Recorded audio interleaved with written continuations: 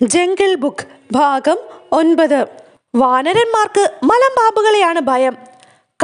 രാത്രികാലങ്ങളിൽ പതുങ്ങിച്ചെന്ന് കുട്ടിക്കുരങ്ങന്മാരെ പിടിച്ചു തിന്നും. എന്നു പേര് കേട്ടാൽ കുരങ്ങന്മാർ വാലും ചുരുട്ടിക്കൊണ്ട് ഓടും. നമുക്ക് ആ മലമ്പാമ്പിൻ്റെ അടുത്തേക്ക് തന്നെ പോകാം. അവൻ നമ്മെ സഹായിക്കുമോ? ബഗീരയ്ക്ക് സംശയമാണ്. കാലില്ലാത്ത അവൻ നമ്മുടെ വർഗമല്ല. ആ വൃത്തികെട്ട നോട്ടം കണ്ടാൽ അറപ്പ് തോന്നും. കിഴവൻ സൂത്രശാലിയാണ്, ബാലു പറഞ്ഞു. എപ്പോഴും വിശന്നാണ് കിടപ്പ്. വയറ് നിറച്ച് ആടുകളെ കൊടുക്കാമെന്ന് നമുക്ക് അവനോട് പറയാം. അപ്പോൾ അവൻ നമ്മെ സഹായിക്കും. തീറ്റി കഴിഞ്ഞാൽ 1 മാസം കിടന്നുറങ്ങും. ഇപ്പോൾ ഉറക്കമാണോ എന്നറിഞ്ഞുകൂടാ. ഉണർന്നിരുന്നാൽ മതിയായിരുന്നു. നമ്മൾ കൊടുത്തില്ലേലും അവന് ആടിനെ പിടിക്കാനറിയാം. കായെക്കുറിച്ച് കൂടുതലൊന്നും അറിഞ്ഞുകൂടാത്ത ബഗീര അപ്പോഴും സംശയാലുവായിരുന്നു. എന്തായാലും നമുക്കൊന്ന് പോയി നോക്കാം. കാര്യം പറഞ്ഞാൽ അവന് മനസ്സിലാകും. പുള്ളിപ്പുലിയുടെ മുതുകിൽ ചുമലുകൊണ്ട് ഉരസി കരടി അവനെ പ്രോത്സാഹിപ്പിച്ചു. 2 പേരും എന്ന മലമ്പാമ്പിനെ തേടി പുറപ്പെട്ടു.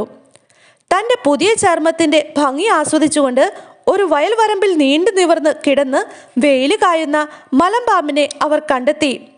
പടം പൊഴിക്കുന്നതിനു വേണ്ടി കഴിഞ്ഞ 10 ദിവസമായി അവൻ വിശ്രമത്തിലായിരുന്നു.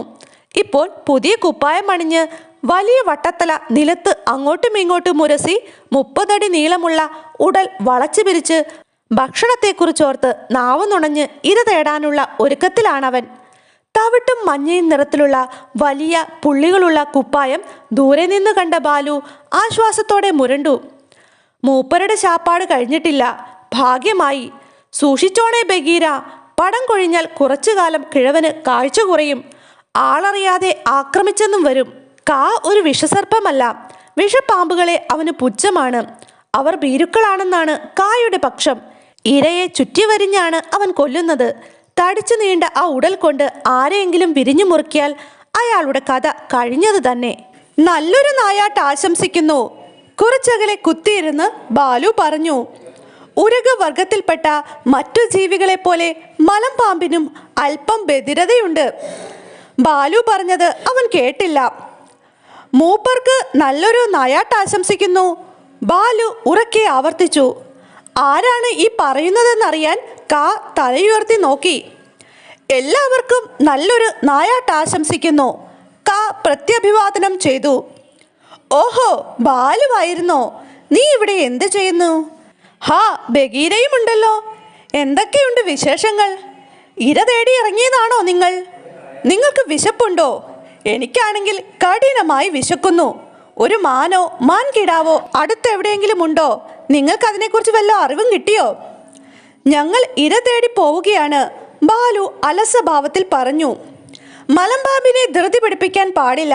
ആ വലിയ ഉടൽ ചലിച്ചു തുടങ്ങാൻ കുറച്ച് സമയമെടുക്കുമെന്ന് ബാലുവിനറിയാം. ഞാൻ കൂടി വന്നോട്ടെ? ചോദിച്ചു. ബഗീര, ബാലു, നിങ്ങൾക്കൊക്കെ ഒറ്റയടിക്ക് ഒരു മാനിനെ വീഴ്ത്താം. എൻ്റെ കാര്യം എന്ത് കഷ്ടമാണെന്ന് നോക്കൂ. ദിവസങ്ങളോളം എവിടെയെങ്കിലും പതുങ്ങിക്കിടന്നാലേ ആരെങ്കിലും മുന്നിൽ വന്ന് ചാടൂ. അല്ലെങ്കിൽ രാത്രി ഉറക്കം വിളച്ച് ഏതെങ്കിലും മരത്തിൽ ഇഴഞ്ഞു കയറിയാൽ വല്ല കുരങ്ങൻ്റെയും കുട്ടിയെ കിട്ടിയെന്ന് വരും. അതുകൊണ്ട് വയറ് നിറയുമോ? മരത്തിൽ കയറാനും വലിയ പാടാണ്. എൻ്റെ ചെറുപ്പകാലത്ത് മരക്കൊമ്പുകൾക്ക് നല്ല ബലമുണ്ടായിരുന്നു. ഇപ്പോഴാണെങ്കിൽ ദ്രവിച്ച് ഒടിഞ്ഞു വീഴാറായിരിക്കുകയാണ് എല്ലാം. നിന്റെ ഭാരക്കൂടുതൽ കൊണ്ടാണ് ഇങ്ങനെ, അല്ലാണ്ട് മരക്കമ്പുകൾ ദ്രവിച്ചതുകൊണ്ടല്ല, ബാലു പറഞ്ഞു. എനിക്ക് എന്ത് നീളമുണ്ടെന്നറിയാമോ?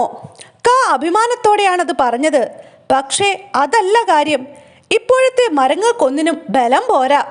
കഴിഞ്ഞ പ്രാവശ്യം ഞാൻ നിലത്ത് വീഴേണ്ടതായിരുന്നു. മരത്തിന് ചുറ്റും എൻ്റെ വാലിൻ്റെ പിടി മുറുകിയില്ല. വഴുതി താഴേക്ക് പോന്നു. ഒച്ചകേട്ടുണർന്ന കുരങ്ങന്മാർ രക്ഷപ്പെട്ടും കളഞ്ഞു. എന്തൊക്കെ ചീത്തയാണ് എന്നിട്ട് അവർ ആ മരത്തിൻ്റെ മുകളിൽ നിന്ന് എന്നെ വിളിച്ചു പറഞ്ഞതെന്നോ? കാലില്ലാത്തവൻ, പൊന്തൻ മണ്ണിര, എന്തോ ഓർക്കുന്ന മട്ടിൽ താടി മീശയ്ക്കടിയിലൂടെ ബഗീര പിറുപിറുത്തു. അങ്ങനെയും അവരെന്നെ വിളിച്ചായിരുന്നോ? ചോദിച്ചു. കഴിഞ്ഞ പൗർണമിക്കും അതുപോലെ ചിലതൊക്കെ അവർ വിളിച്ചു കൂവി. ഞങ്ങൾ ശ്രദ്ധിച്ചില്ല.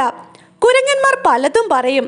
മൂപ്പരുടെ പല്ലെല്ലാം കൊഴിഞ്ഞു പോയെന്നും കൊച്ചു കിടാങ്ങളെ മാത്രമേ തിന്നാനൊക്കൂ എന്നും. നാണമില്ലാത്ത വക. ആടിൻ്റെ കൊമ്പിനെ പോലും നിങ്ങൾക്ക് പേടിയാണെന്ന് പറഞ്ഞാൽ ഞങ്ങൾ ചിരിക്കാതെ എന്ത് ചെയ്യും? മലമ്പാമ്പിനെ ശുണ്ടി പിടിപ്പിക്കാനായി ബഗീര സാവധാനം പറഞ്ഞു. കായെപ്പോലെ വയസ്സു ചെന്ന് ക്ഷീണിച്ച മലമ്പാമ്പ് ഒരിക്കലും ദേഷ്യം പുറത്തു കാണിക്കുകയില്ല. എങ്കിലും അവൻ്റെ കവിളുകൾ കോപം കൊണ്ട് വീർത്തു വരുന്നത് ബാലുവും ബഗീരയും കണ്ടു. കുരങ്ങന്മാർ കൂട്ടത്തോടെ സ്ഥലം വിട്ടിരിക്കുകയാണ്. കാ പറഞ്ഞു, ഞാൻ ഇങ്ങോട്ട് വരുമ്പോൾ മരക്കൊമ്പുകളിലൂടെ ചാടി ഓടുന്നത് കണ്ടു. ഞങ്ങളും അവരെ അന്വേഷിച്ചിറങ്ങിയതാണ്. അങ്ങനെ പറയേണ്ടിയിരുന്നില്ലെന്ന് ബാലുവിന് പിന്നീട് തോന്നി. കാട്ടിൽ വസിക്കുന്നവർ കുരങ്ങന്മാരെ അവഗണിക്കുകയാണ് പതിവ്. അവരെക്കുറിച്ച് യാതൊന്നും സംസാരിക്കാറില്ല. ഗുരുതരമായ എന്തെങ്കിലും പ്രശ്നമുണ്ടായിരിക്കണം. അതുകൊണ്ടാണല്ലോ കാട്ടിലെ നേതാക്കന്മാരായ 2 പേർ കുരങ്ങന്മാരെ അന്വേഷിച്ചിറങ്ങിയത്. ജിജ്ഞാസ കൊണ്ട് കായുടെ ഉടൽ വികസിച്ചു വന്നു. അത് പിന്നെ ക്ഷമാപണ സ്വരത്തിലാണ് ബാലു തുടങ്ങിയത്. ഈ വയസ്സുകാലത്ത് എനിക്ക് ഓർമ്മിപ്പിച്ചുകൊണ്ട് സിയോണിലെ ചെന്നായ്ക്കുട്ടികൾക്ക് കാട്ടിലെ നിയമം പഠിപ്പിക്കുന്ന ഞാൻ എൻ്റെ വിഡ്ഢിത്തം കൊണ്ട് ഈ നിൽക്കുന്ന ബഗീര പറഞ്ഞതുപോലെ. ഈ നിൽക്കുന്ന ബഗീര ഒന്നും പറഞ്ഞില്ല. പുള്ളിപ്പുലിക്ക് ദേഷ്യം വന്നു. അതിര് കവിഞ്ഞ വിനയം അവൻ പൊറുക്കില്ല. കാര്യം എന്തെന്ന് ഞാൻ പറയാം. കായ്ക്കനികൾ പറിച്ചു തിന്നുന്ന ഈ തസ്കരവർഗം ഞങ്ങളുടെ മനുഷ്യക്കുട്ടിയെ കട്ടോണ്ടുപോയി. അവനെക്കുറിച്ച് കാ കേട്ടിരിക്കുമല്ലോ. ചെന്നായിക്കൂട്ടത്തിൽ ഒരു മനുഷ്യക്കുട്ടി വന്നുപെട്ടതായി ഇക്കിയൊരിക്കൽ എന്നോട് പറഞ്ഞിരുന്നു. പക്ഷേ ഞാനത് വിശ്വസിച്ചില്ല. കള്ളക്കഥകൾ പലതും ആ മുള്ളൻ പന്നി പറയാറുണ്ട്. ഇത് കള്ളക്കഥയല്ല, സത്യമാണ്, ബാലു പറഞ്ഞു. ഒന്നാം തരം ഒരു മനുഷ്യക്കുട്ടി. ഇത്രയ്ക്ക് ധൈര്യവും ബുദ്ധിയുമുള്ള മറ്റൊന്നിനെ ഞാൻ കണ്ടിട്ടില്ല. എൻ്റെ സ്വന്തം ശിഷ്യനായിരുന്നു അവൻ. അവൻ വളർന്നു വരുമ്പോൾ എൻ്റെ കീർത്തി കാട്ടിലെങ്ങും വ്യാപിക്കും. മാത്രമല്ല എനിക്ക്, അതായത് ഞങ്ങൾക്ക് അവന് എന്തിഷ്ടമാണെന്നോ. ഷൂ ഷൂ ഷൂ കാ തലയാട്ടി. സ്നേഹം എന്ന് വെച്ചാൽ എന്തെന്ന് എനിക്കറിയാം. അതിനെക്കുറിച്ച് ഒരുപാട് കഥകൾ ഞാൻ കേട്ടിട്ടുണ്ട്. 1-2 എണ്ണം ഇപ്പോൾ തന്നെ നിങ്ങളോട് പറയാം. ഇപ്പോൾ വേണ്ട, ബഗീര ഇടയ്ക്ക് കയറി പറഞ്ഞു. വിശപ്പ് തീർന്നിട്ട് ഒരു രാത്രി മുഴുവൻ ഞങ്ങളിരുന്ന് നിന്റെ കഥ കേൾക്കാം. ഞങ്ങളുടെ മനുഷ്യക്കുട്ടി കുരങ്ങന്മാരുടെ പിടിയിലായിപ്പോയി. ഈ കാടിനകത്ത് അവർക്ക് പേടിയുള്ളത് കായയെ മാത്രമാണെന്ന് ഞങ്ങൾക്കറിയാം. ഉവ്വ്, എന്നെ മാത്രമേ പേടിയുള്ളൂ.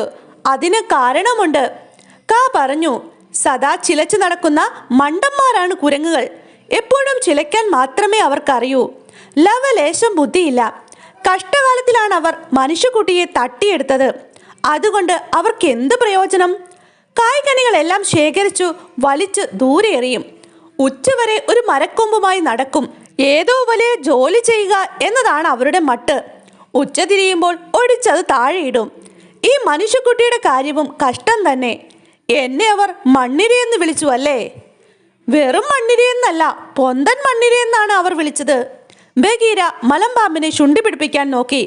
മറ്റു പല പേരുകളും അവർ വിളിച്ചിട്ടുണ്ട്. അതൊക്കെ ഇവിടെ പറയാൻ എനിക്ക് നാണമാകുന്നു. ആ, അത്രയ്ക്കായോ? ഞാൻ ആരാണെന്ന് അവർ മനസ്സിലാക്കും. മനുഷ്യക്കുട്ടിയെയും കൊണ്ട് എങ്ങോട്ടേക്കാണ് അവർ പോയത്? അതറിഞ്ഞുകൂടാ. സൂര്യൻ അസ്തമിക്കുന്ന ദിശയിലേക്കാണെന്ന് തോന്നുന്നു.